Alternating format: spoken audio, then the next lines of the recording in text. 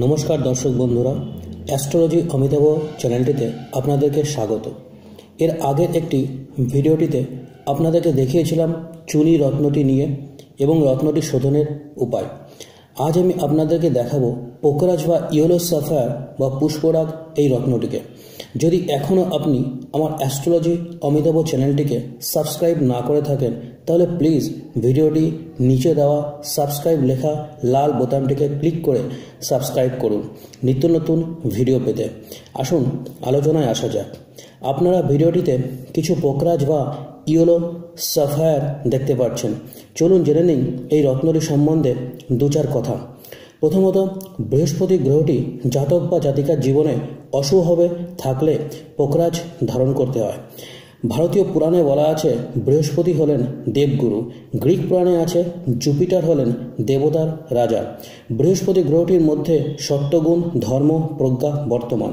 বৃহস্পতি গ্রহটির প্রিয় বর্ণ হলুদ, এই কারণে পোকরাজ হলুদ বর্ণের হয়ে থাকে।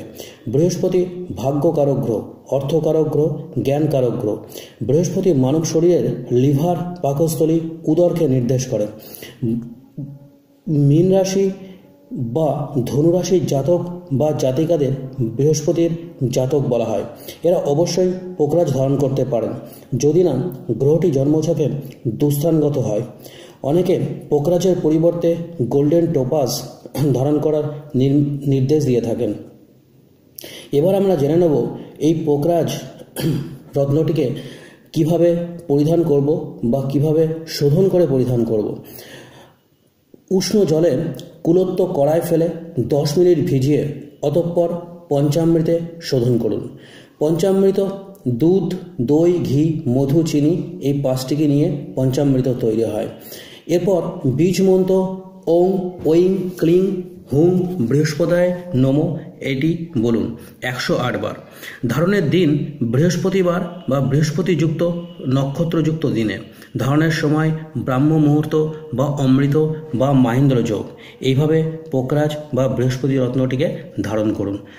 আর সবশেষে ভিডিও শেষে আমি আপনাদেরকে বলতে চাই যে আমার চ্যানেলটি প্লিজ সাবস্ক্রাইব করুন এবং আমাকে অনুপ্রেরণা দিন যাতে এরকম নিত্য নতুন ভিডিও অ্যাস্ট্রোলজি বিষয়ে আপনাদেরকে দিতে পারি।